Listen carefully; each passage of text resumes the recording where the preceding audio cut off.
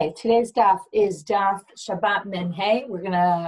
Today's daf is dedicated, sponsored by Digital Kutcher on her father Michael Newhouser's first year at site, Moshe ben Avraham V'Rivka. He had a love of learning, which his family continue, and also the birth of a grandson in Israel who was given his name in the Brit Milah last week on Friday. So Mazal Tov also. We're going to start now at the very, very top. Okay, we finished with this contradiction. We had that Rav Yehuda had said that Rav had said about the bed, if you remember the bed, that wasn't intended for money necessarily, but it had money on it. If the money was on there in the beginning of Shabbat, it doesn't really matter. According to Rav, if it was on there, a ben hashmashot, then it's a problem. And then we said, what about this case of the muchni, which it seems that it's not a problem. And then we said, oh, that's Rabbi Shimon, and Rav holds like Rabbi Yehuda. Okay, again, a lot of yesterday and really a lot of today is going to be trying to understand Rabbi Shimon's shita, which is, even though he doesn't hold muktzah, right, maybe he holds muktzah in some cases, which we'll get to. Okay, but right now we're on the issue of Rav, we said holds like Rabbi Yehuda, and the Mishnah there, which seemed to contradict Rav, holds like Rabbi Shimon. So then we don't really have an issue. So the first thing the Gemara does is support the fact that Rav holds like Rabbi Yehuda from some other place. So very first words on the page, Hachanami mistabra. That means, oh, and it really makes sense, your answer. Again, the Gemara always kind of gives these answers as if, okay, well, we're stuck, let's just say this.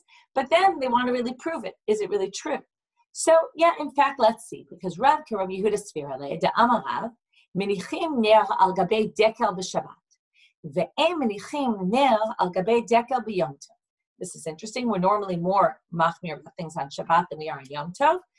But here it says you can actually put your candle, okay, what's the issue of putting your candle in a tree? You can put your candle in a tree on Shabbat, but not on Yom Tov. Now, what's the issue? The issue is that we're worried that if you start to move, if you put an item in a tree and you want to move it, well, you're going to end up what we call yishtamesh ba'ilan, which means you're going to use the tree. What's the problem with using a tree? Well, the problem is that you might pull off a branch, and that is a tolada, an outgrowth of the malacha of tolesh, of uprooting something from the ground. So we're always concerned you can't, for example, climb a tree on Shabbat because you might break a branch. So likewise, we don't want you to put anything in the tree that you might come to take out, because if you take it out, you might actually break a branch.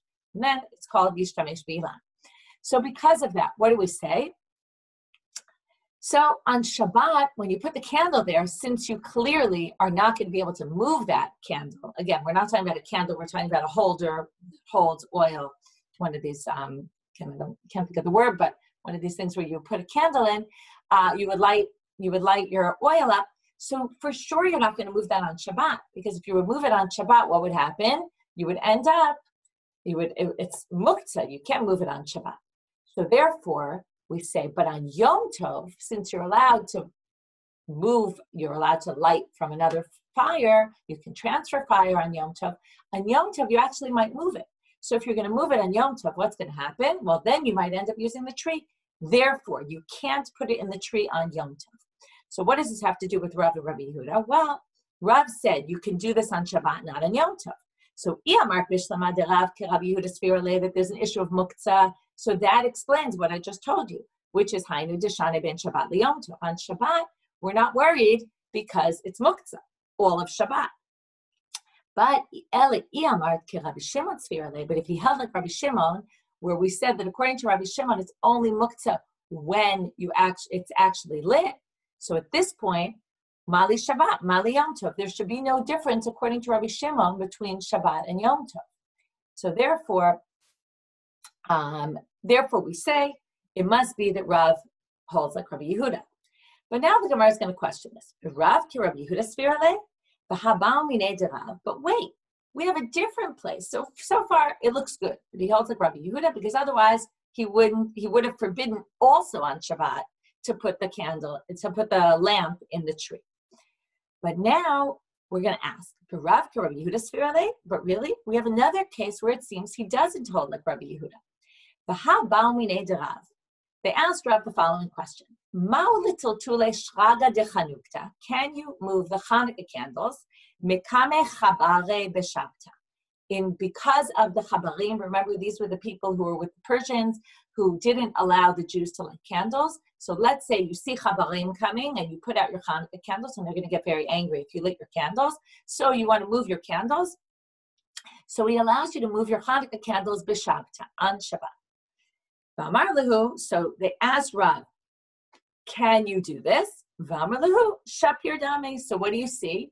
If he's allowing you to move your Hanukkah candles, he obviously thinks he holds like Rabbi Shimon. Now I'm assuming, it's not 100% clear here, but I assume this means once the candles burnt out and you want to move them away so that they don't see that you had this Chanukkah out and you were lighting candles, so you want to move it inside. So Rabbi Shimon would say, well, that's not muktzah. So the fact that he allows us to move them inside must be because he holds like Rabbi Shimon.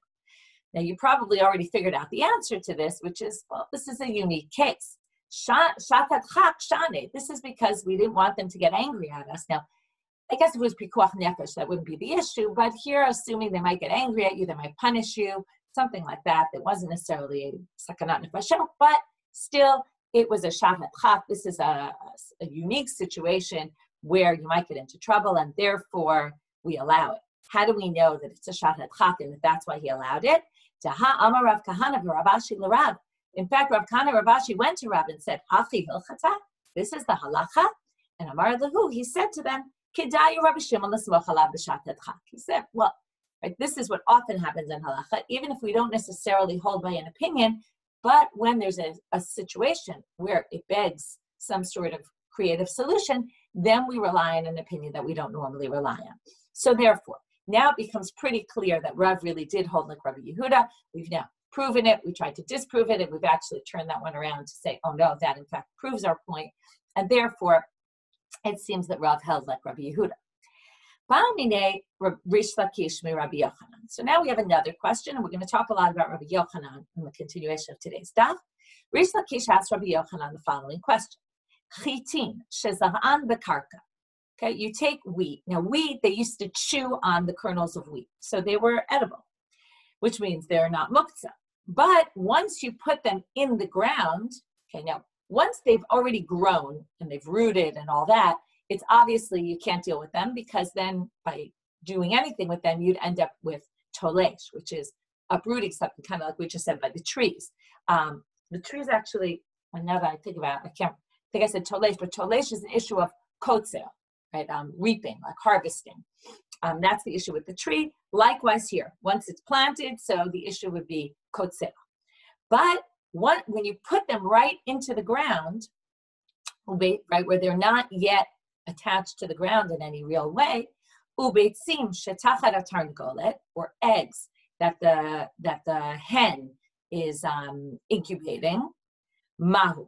So what do we say about these things? Are these items considered muktzah? Do we say now, what he's really asking him about is Rabbi Shimon's opinion. You'll see right now. Ki leitle Rabbi Shimon muktzah. Do we say that when Rabbi Shimon doesn't hold muktzah? Again, I mentioned this yesterday. We're going to keep seeing this over and over again. Today particularly, there's this big question about what does Rabbi Shimon really hold? It seems that the rabbis can't get their hands around the fact that Rabbi Shimon doesn't hold muktzah at all, even though it kind of sounds like, if you translate the words literally, the Rabbi Shimon lay muktzah, that means he does not have muktzah. But yet they're going to assume he must hold muktzah in some situations. And here we're going to see, okay, we're starting with the people in Israel, Rabbi Yochanan and Rish Lakish. Then we're going to move to Bavel. It seems that there were different traditions in either place, which is very common. So, and even there's going to be different traditions within Rabbi Yochanan himself, and whether he holds like Rabbi Shimon, whether he doesn't hold like Rabbi Shimon. Anyway, we'll get to all that today. So now they say, when Rabbi Shimon doesn't hold muktzah, maybe that's hecha delo dachye bayadayim. That's a case where you didn't particularly set something aside not for use. Okay, meaning maybe there were too many negatives in that sentence. Let me try to explain it clearly. If I say, I'm not using this on Shabbat, that's different from not saying, I plan to use this on Shabbat. Okay, so Rabbi Yehuda says if it's not very clear that you plan to use this on Shabbat, well, that's going to be muktzah. Okay, but according to Rabbi Shimon, If you just didn't plan to use it, that's okay, because we can say that maybe you did, you just didn't say I wasn't planning to use it. But if you actually do an act that shows I'm not planning to use this, like for example, these two cases, you planted something in the ground. And when you plant something in the ground, you don't usually take it out of the ground to chew on. So therefore, that would be a case that maybe Rabbi Shimon holds muktzah. Or the egg that's incubating. When the egg is incubating, we don't generally use it. You've done an act, you've put it, the hen is basically on top of it, incubating it. So that's dachya bayadayim. But hechet, right? So therefore, you might have said that hechet de dachya bayadayim eat le muktzah. Odilma loshna, or maybe there's no difference. That's Rabbi Yochanan, Rish Lakish's question to Rabbi Yochanan. So what's his answer? Amar le, ein muktzah le Rabbi Shimon ela shemen shebenel b'sha'a shu dolek. So Rabbi Yochanan says to him, really the only case, and here we see a very limited view of muktzah for Rabbi Shimon, the only case is the case we talked about, the candle while it's lit. Why? Ho'il v'huktzah lemitzvato. Now you have to see there's an aleph there. That aleph takes you to the Tosfot Yishanim. It's on the side of the page. And he adds the letter vav, okay, which is very important. Ho'il v'huktzah lemitzvato v'huktzah le'isuro. So now, again, we're going to have to define what this means. Everybody knows that Rabbi Shimon holds that shemen shebener, while it's lit, is a problem. The question is why. So he adds here, why is that muktzah? Because since it was designated for a mitzvah, and it's designated for a forbidden purpose, therefore it's usher. Remember we talked about huktzah mitzvato, we talked about Hanukkah candles, right? That they're designated for a mitzvah. We talked about sukkah decorations, if you remember, right? That there was an issue both of bizayon mitzvah, it's a disgrace to the mitzvah, and also it was designated for the purpose of a mitzvah. So here he says you need both. You need, it sounds like he's saying anyway, you need huktzah mitzvato and huktzah isuro for Rabbi Shimon to think it's muktzah. So now the Gemara questions this and says, wait a minute. Lately huktzah mitzvato, Rabbi Shimon doesn't think that if something is designated for a mitzvah only, it's going to be muktzah, because right, it sounds very clearly like Rabbi Yochanan is saying you need two things. It's designated for a mitzvah and it's designated for a forbidden purpose. Now, what's the forbidden purpose? Well, it's lit on Shabbat, right? And if you move it, you might come to extinguish it. So it kind of sounds like it's something usher might happen as a result of you moving this. Therefore, by the way, I never pointed out, but or maybe I did at some point, but not recently. When we talk about muktzah, generally we grow up, we think that muktzah means something that you can't touch, right? It's very clear from all these sources that touching is not an issue, it's moving it, right? It's all about moving, not about touching. So that's like something we grew up on that isn't exactly accurate. Anyway, so now he says, wait a minute. If it's just designated for a mitzvah, Rabbi Shimon doesn't think that's a problem.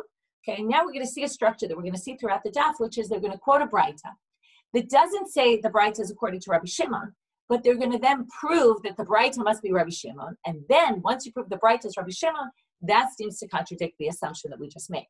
So the assumption that we just made, the way we understood Rabbi Yochanan was because it's number one, huktzah mitzvah and huktzah isur for something forbidden, it's muktzah. But if it's only huktzah mitzvah, it won't be a problem. The Hatanya, doesn't it say in the Braita? And here come in our sukkah decorations. Sichecha kilchata. Okay, you put up your schach the way you were supposed to. V'itra b'khamim u'b'stinim ha'metzuyarim. V'tala bo el-kozin, ha'parsikim, shkedim, rimonim, v'aparkalei shel anavim, v'atarot shel shibolim, yenot, shmanim, saltot. Okay, you put up all sorts of sukkah decorations, all sorts of fruits, all sorts of decorations, all sorts of things you put on. And put them in your sukkah. Asur listapet mehan ad motzei yom tov hacharon. You can't access these until the end of, you can't get any benefit from them until the end of Sukkot. V'im hitna alehem, but if you made a condition about them when you put them up, hakol lefitnao, then everything can go according to your condition that you stipulate. So now they say, okay, so like I said, doesn't say that this is Rabbi Shimon. You could say very simply, this is Rabbi Yehuda. Umi mai de Rabbi Shimon he, but obviously the Gemara was bringing it as a contradiction to understanding Rabbi Shimon's opinion. How do we know this is Rabbi Shimon? Detane, because there was a braita brought about this source that said, Detane Rabbi Chia bar Yosef kamei de Rabbi Yochanan. Rabbi Chia bar Yosef brought this braita in front of Rabbi Yochanan. Remember, braitot are from the time of the Tanaim. right? They're things, bar means chutz, things that were outside, meaning they didn't get put into the Mishnah or the Tosefta, which were two other books that were put together in that time period. The Braita is something from the outside. They were never really written down. They were memorized orally, and the Emoraim who memorized them often brought them in front of other Emoraim. So Rabbi Chia bar Yosef brought this Braita in front of Rabbi Yochanan that says, Ein notlim etzim min hasukah b'yom tov. Okay, now here we're talking not about a sukkah, like a sukkah. We're talking more about a pergola, okay? Not on Chag Sukkot. You'll see in a minute why, how we know that it's not time about Chag Sukkot. You can't take, let's say you have a pergola and the wood breaks on Yom Tov. So you can't take wood from that sukkah that was up there, right, that fell down on Yom Tov to use for your own purposes. Ela min hasamuchla, right? Let's say you want to make a fire on Yom Tov. So you can take things that were next to the pergola, but you can't take things that were used for the pergola because it was designated for use in the pergola. The Rabbi Shimon matir. Rabbi Shimon says this is no problem, again, because Rabbi Shimon holds there is a muktzah. But here comes the important part for our purposes. This shavin means whoever disagreed before, both agree. Bisukat chag b'chag, that on the sukkah of Chag on Chag, that means a sukkah on Sukkot, the sukkah that we call a sukkah, not a pergola. But if you have a sukkah on Chag Sukkot, shehi asura. Rabbi Shimon would agree. What's the difference? Well, a sukkah on a regular day, right, on a normal or regular other holiday, is not designated for a mitzvah. But once it's designated for a mitzvah, even Rabbi Shimon agrees that it's forbidden. Here you have your proof that Rabbi Shimon holds that the other Braita must be Rabbi Shimon's opinion also, which means that when Rabbi Yochanan said "Uktzal mitzvato v'uktzal isuro," doesn't seem to make much sense because Rabbi Shimon holds even just uktzal mitzvah is sufficient. And then it says "V'im itznala kol lefitzna." And just like the other Braita said, but if you conditioned it in the beginning, then it would be according to your condition. So how do we explain this? So we now have to re-explain what Rabbi Yochanan said. Remember, he said the only case Rabbi Shimon has is like the ner, right? So now he says, while it's lit, ke'en shemen shebener, like the shemen shebener ka'amrinan, ho'il v'uktzal mitzvato, huktzal isuro. Now we take out that vav. If you take out the vav, it makes a whole difference. Since it was designated for a mitzvah, it was designated to be forbidden. Now it's not and huktzal isuro, it's since it was designated for a mitzvah, it now becomes designated as a forbidden item and one can't move it. So now you have, according to Rabbi Yochanan, Rabbi Shimon holds the category of muktzah for mitzvah. Okay, if something's designated for a mitzvah, even Rabbi Shimon will agree that it's muktzah. Itmar nami, it was also said on Rabbi Chia bar Abba, on Rabbi Yochanan. Okay, the same exact thing was said in the name of Rabbi Chia bar Abba, the name of Rabbi Yochanan. Ein muktzah le Rabbi Shimon, ela ke'en shemen shebener, v'sha'a shehu yolek, while it's lit. So since this oil that's in the lamp is designated for a mitzvah, then it becomes asur. Okay, I see a question came up, which is, why did they add the vav? Well, they added the vav, in other words, the Tosfot Yeshanim added the vav and said there's a mistake here in the text. It has to have a vav, and the reason why they added it was because the Gemara makes no sense if it didn't have a vav in the beginning, because the answer changes it. So if it didn't have the vav in the beginning, then there would be no question. It would have been obvious that you read it. Again, without punctuation, this makes everything very complicated. But the words, ho'il v'uktzal mitzvato, huktzal isuro, would only be logical to read as comma. Since it was designated for this, therefore it's huktzal isur. And therefore there wouldn't have been a question in the first place, because the main thing is it's huktzal mitzvah. Therefore, it must have been that there's a mistake in the text, and the text should have read the vav in the beginning. By the way, this is a very common mistake. Why? Because that phrase appears 3 times, right? Because it appears the first time the mistaken way, they reread it and it gets fixed, and then they say there's another statement that fixes it, that it says the same thing as the answer. And when the scribes would copy these by hand, sometimes they accidentally looked at the wrong line, right? Because it appears so many times. Imagine if you're copying a text, it's very common that you do this. I'll give you an example if you can't visualize it. Sometimes when right now we left the text, so we're going to go back and you're going to look back at where you were and you're going to try to find your place. And you might accidentally jump to the wrong place because the same words appear a number of times. So it gets very confusing when that happens.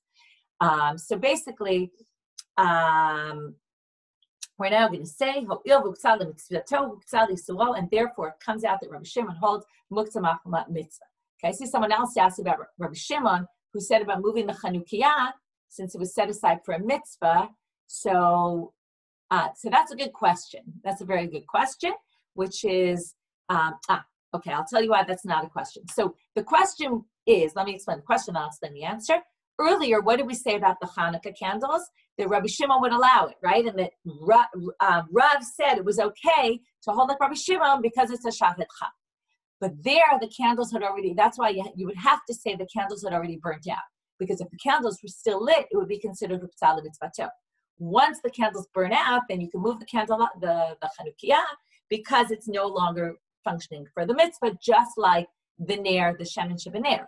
Right? Once it burns out, well, then it's no longer muktzah, according to Rabbi Shimon.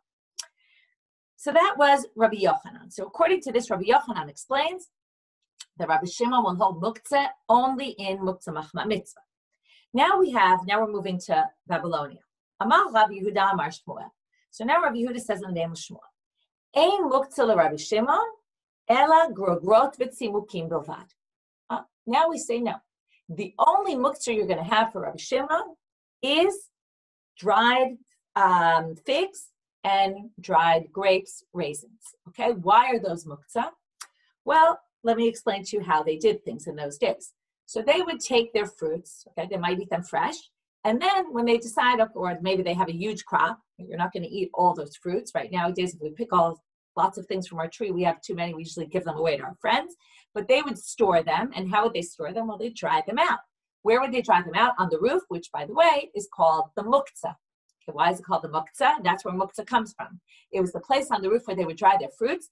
And because that's considered, as we see now, the most muktzah thing there is. Because, we're going to explain now, why is it? How do we know it's the most muktzah? Because even Rabbi Shimon holds that it's muktzah.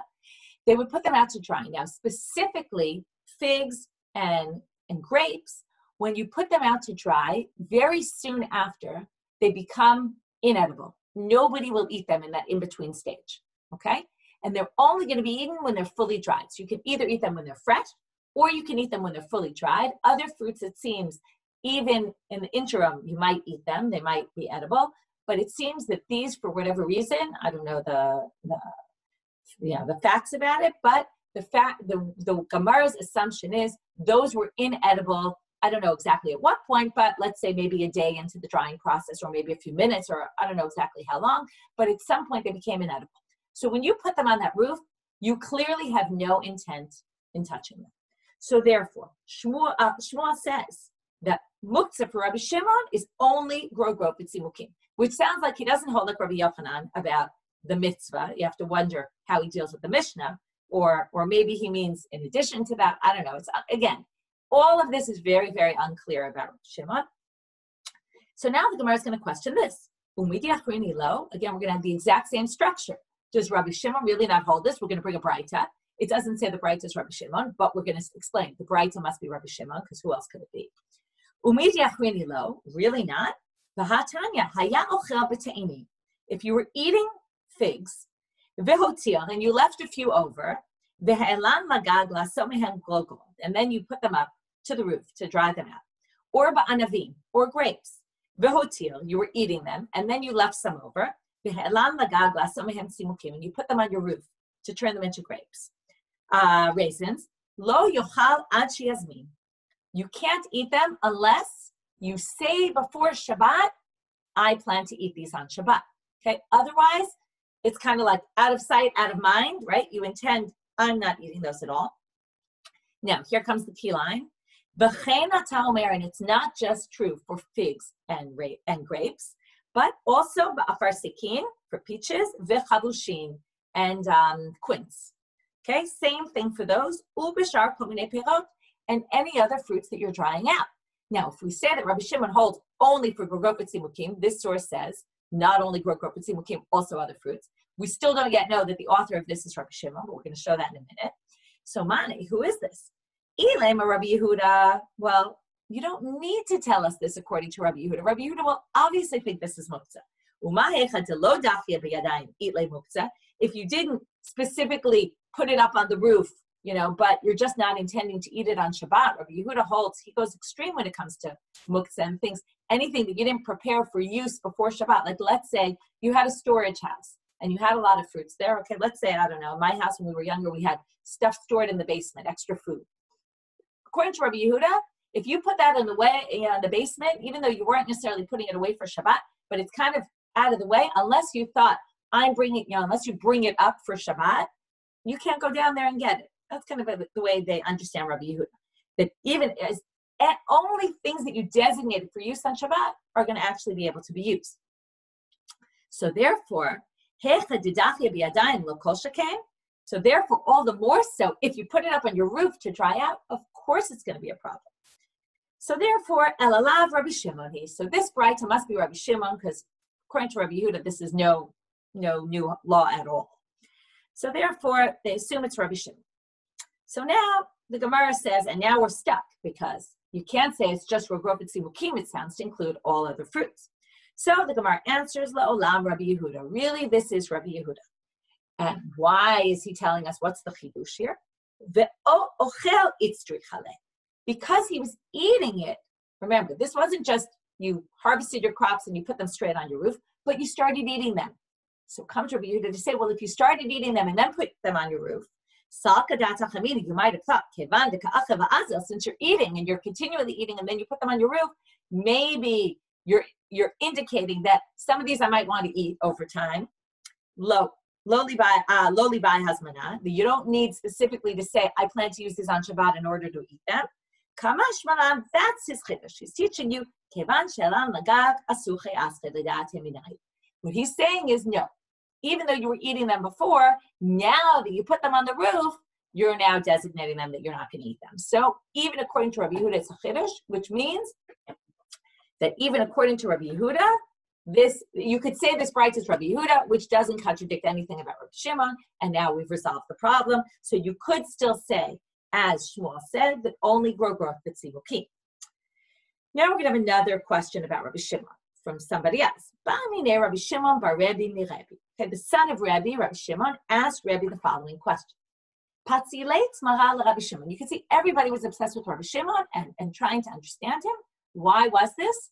Well, because in fact, and you might find this surprising, maybe I told you this already, but we paskin like Rabbi Shimon when it comes to muktzah, which is fascinating because Rabbi Shimon doesn't really hold muktzah, and if he doesn't really hold muktzah, well, we all know about muktzah, we hold muktzah, we deal with muktzah all the time, right? Things are muktzah. So what happened? What happened is we hold like Rabbi Shimon, but the rabbis couldn't get their heads around the fact that Rabbi Shimon really doesn't hold any muktzah, and therefore, slowly they added more things and said Rabbi Shimon does hold this and Rabbi Shimon does hold this. And I think also they're focusing on him a lot because we really do hold like him. Right? We don't hold like Rabbi Yehuda that you have to designate any food you want to be eating or any items you want to be using on Shabbat before Shabbat starts. Right? We don't hold that way. We don't say, okay, we do get a lot of things together before Shabbat, but we don't designate, okay, only this food and only this item and there are things that you can move on Shabbat in particular ways. But Rabbi Yehuda was very machmir. So therefore, we hold like Rabbi Shimon. It's just that we're going to define Rabbi Shimon and we're going to put the line about where he crosses over in a different place than it sounds like he probably originally intended. So here goes this question to his father. Patzileitz mahal Rabbi Shimon mahu.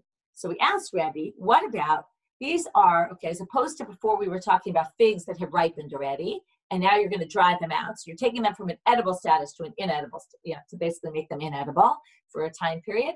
But what if they weren't ripe to begin with? You pick them when they're not ripe, and then you leave them to ripen in a basket, right? Some things you pick before they ripen fully, and then you leave them.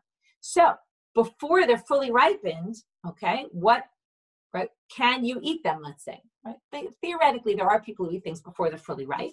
So what would Rabbi Shimon say? So Amarle, he answers him, Rabbi Shimon, just like Rabbi Yochanan said, Rabbi had said the same thing previously, and he said, only grow growth b'tzimukim. So now, the assumption of the Gemara right now is that when Rabbi Shimon asked his father, Rabbi, the following question, it's because Rabbi himself held like Rabbi Shimon, even though he was really asking about Rabbi Shimon's opinion. But the assumption of the Gemara now is that Rebbe must have paskin like Rabbi Shimon if he was talking about his opinion. So Rebbe lately muktzah, does Rebbe really hold like Rabbi Shimon that he doesn't hold muktzah? The Hatnan, doesn't it say in the following Mishnah? Ein mashkin v'shochatin et hamidbariyot, aval mashkin v'shochatin et habaytot. Okay, what is this? This is animals. Animals are also muktzah. Okay, animals for sure. Animals that are not your own animals.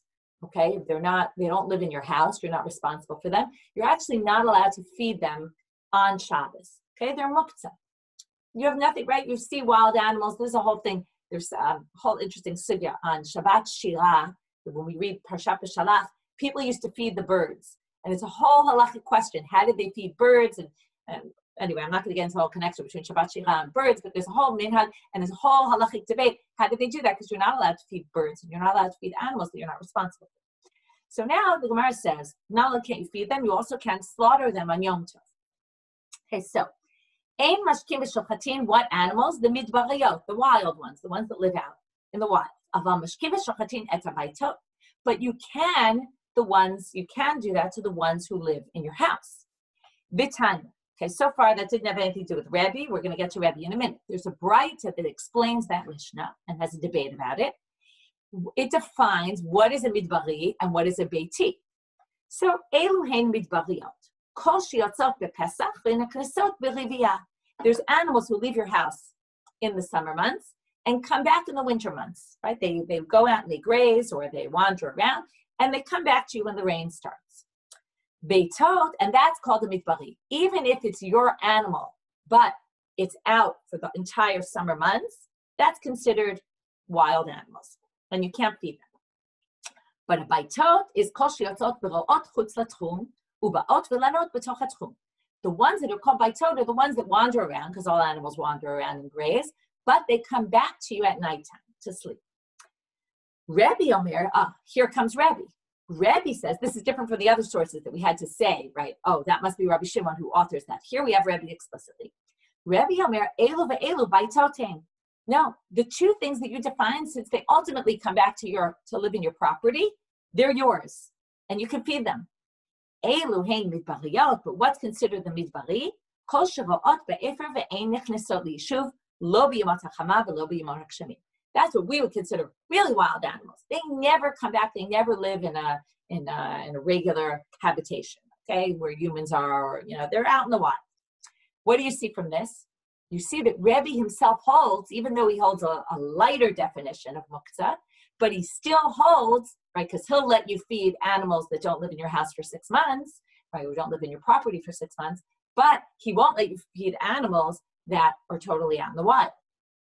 So what do you see? That Rebbe, either he holds like Rabbi Shimon, or he thinks that Rabbi Shimon, right, so now we're going to see actually 3 answers to this. It seems like he doesn't hold like Rabbi Shimon, because he does have muktzah. So there's going to be 3 answers. Ibai dema, haninami kegorgot betzimukim danyan. We said Rabbi Shimon only holds grogrot betzimukim. When we say he only holds grogrot betzimukim, we mean or anything like that. Now, these animals that live out in the wild never live on your property whatsoever. Those potentially could be like grogrot betzimukim. Right? Think about it. Do you ever think you're going to have anything to do with some wild animal out there in the wild? No. That's clearly so far removed from you that of course you can't feed them, even according to Rabbi Shimon. That's answer number 1. Answer number 2, Ibai dema, lidvarav de Rabbi Shimon ka'amar le v'lo svira le. When we started this, what did we say? Rabbi Shimon the Rebbe asked his father the question about Rabbi Shimon's opinion, right? Don't confuse the 2 people, right? There's Rabbi Shimon, the son of Rebbe, and he's asking about Rabbi Shimon Bar Yochai's opinion. So when he asked his father the question, he was asking according to Rabbi Shimon's opinion. And when Rebbe answered him, he said, yeah, this is what Rabbi Shimon would say, but he doesn't agree with him. So therefore, when he talked about the Braita, about the midbariyot, that's Rebbe's own opinion. When he answered his son, he was answering according to Rabbi Shimon. The third opinion is, Ibai Ema, you can see how the Gemara gives all possibilities. L'divrehen de Rabbanan ka'amar lehu. Now, we have the question his son asked him. That we could say, according to this answer, he really does hold like Rabbi Shimon. Then we brought up the problem, what about when Rebbe talked about these midbariyot, which sounds like he doesn't agree with Rabbi Shimon.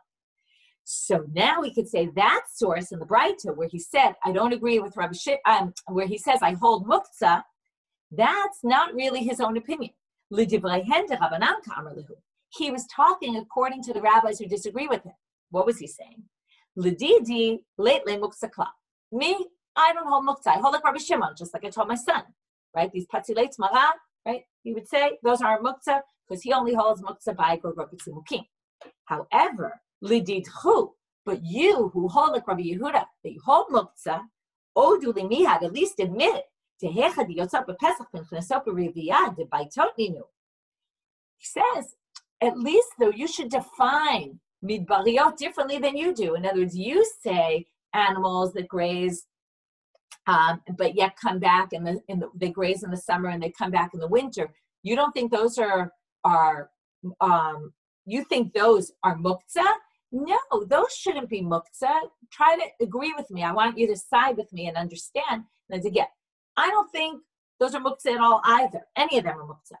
But at least you should modify your opinion somewhat and say that if they come back to your house in the winter months, theoretically, you should be allowed to feed them.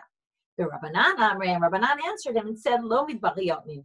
They say, no, those are midbariyot. Okay? In other words, we don't agree with you. So basically, we have three options. Either this case of the animals is exactly the same as Grokov Tzimukim, or when he answered his son, he was only saying, according to Rabbi Shimon, but he didn't hold that way. Or when he was speaking to the rabbis, he was actually speaking only according to them, but not according to his own opinion. He actually doesn't think there's muktzah at all. So three different possibilities to answer our question. Okay, so what's frustrating about this is that we don't really know. Does he hold like Rabbi Shimon or not? It's not so clear. Amar Rabba bar bar Chana, Amar Rabbi Yochanan. So now we're going to have, before we talked about Rabbi Yochanan and what he thought about Rabbi Shimon, just to review a little bit, we have what Rabbi Shimon thought about, Rabbi Yochanan thought about Rabbi Shimon, that if he holds muktzah machmat mitzvah. We had what Shmuel thought about Rabbi Shimon, which is muktzah, like grogrot v'tzimukim, that you actually set them aside and don't intend to use them at all, and they become inedible. And then we had minor variations of that, how far we take that. Then we're now going to have the psikat halacha of Rabbi Yochanan. So Amar Rabba bar bar Chana, Amar Rabbi Yochanan, Amru. Okay, this is a weird way of saying it, but it seems like he's saying, in the yeshiva, this is what they say. The Rabbi Yochanan said, this is what they say. Halacha ke Rabbi Shimon. Halacha is like Rabbi Shimon. The way the Gemara reads this now is they assume that means that Rabbi Yochanan himself held like Rabbi Shimon. Umi Amar Rabbi Yochanan hachi. Could it really be that he holds this way? V'ha ba'ani ne'ahu saba karyua, v'amrele saryua. Okay, there's a debate about where this old elderly person came from, either a place called Karyua or Saryua. But anyway, he asked Rabbi Yochanan the following question. If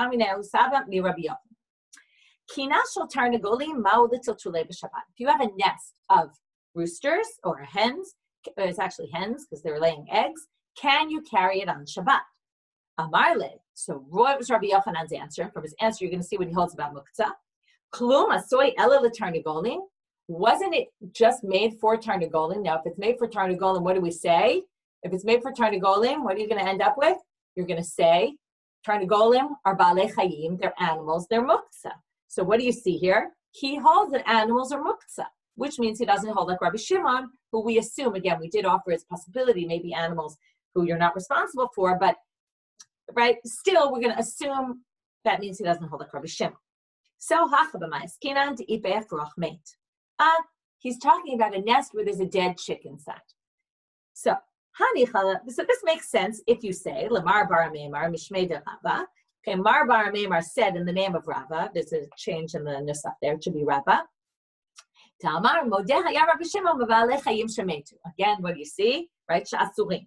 That again, there's another opinion about Rabbi Shimon that he would agree that maybe not animals in general, but an animal that dies, he would agree that's forbidden, okay? Because that's really, you're not going to have anything to do with the dead animal.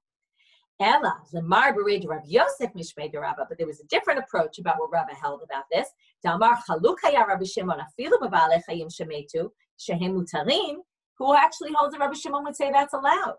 Well, then, Ma'ika L'Meimar. So now you're still stuck, because how could Rabbi Yochanan say, if you hold that dead animals, you can't say there was a dead chick in there, that's not going to help you, because even Rabbi Shimon thinks, according to this opinion, that dead chicks are not muktzah. So how do we explain this? B'di'it be'beitzah, where it had a beitzah that was born on Shabbat, okay? Where the egg was born. And then we get into din nolat, which is different. or maybe it isn't different. We'll see right now. So there's nolad and muktzah I've talked about. They're very similar because what does nolad mean? It wasn't prepared from before Shabbat. So now we're going to assume that Rabbi Shimon must hold din nolad. And therefore, we could say it was a new egg, a newly hatched egg, hatched on Shabbat, and therefore it's muktzah. So now they say, V'ha'amar Rav Nachman, Maiti le muktzah ile nolad, delate le muktzah late le nolad. But wait, Rav Nachman says that Rabbi Shimon won't hold nolad either. If you hold muktzah, then you hold nolad. If you don't hold muktzah, because you're Rabbi Shimon, then you don't hold nolad. Again, you can see, right?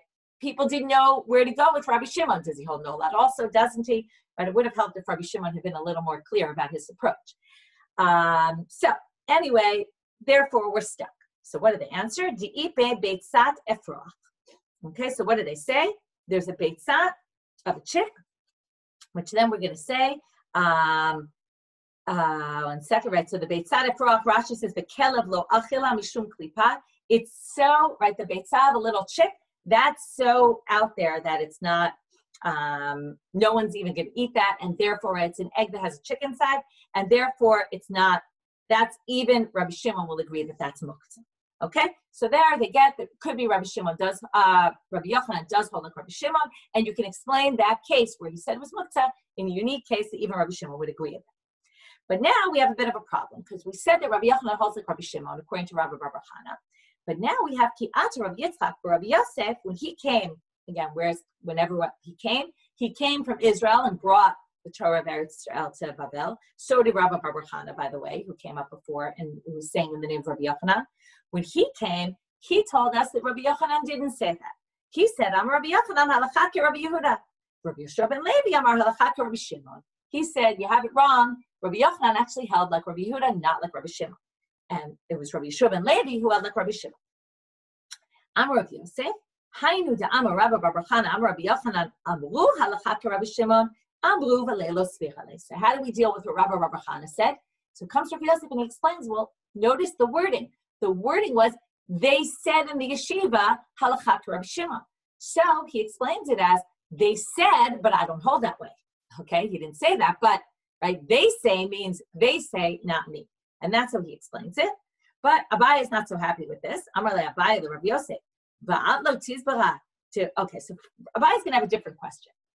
It sounds to Abaye like Rabbi Yosef is saying, now that, who was it, Rabbi Yitzchak, the son of Rabbi Yosef, came to tell us that Rabbi Yochanan says, halakha ke Rabbi Yehuda, that's why I think the halakha is like Rabbi Yehuda.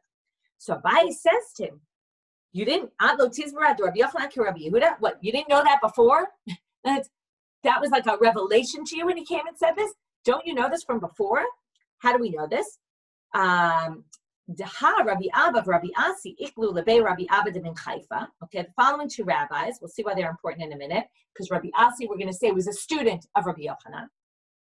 They were in Rabbi Abba's house in Haifa, or Rabbi Abba from Haifa.